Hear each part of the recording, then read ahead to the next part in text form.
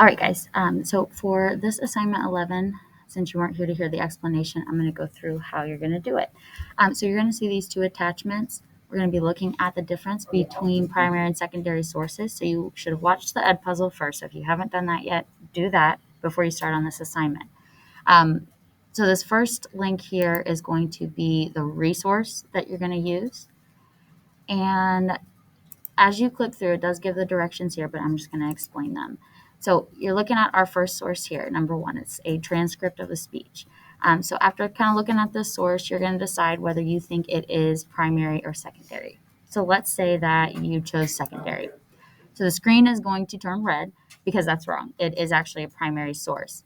And if you click right onto this button, All right, so this is actually going to be a primary. you're going to actually hear me explain why it's actually a primary source rather than a secondary source. So you will take that what you've learned based on what I've said there, and you're going to go back to the second attachment, which is a Google Doc, and you're just going to see here. I've got one, so we're just looking at the source that we just did. You're going to put a P or an S for whether it is primary or secondary. So we just learned that it's primary, so you would put the P there. And then here is where you're going to actually explain what makes a speech a primary source.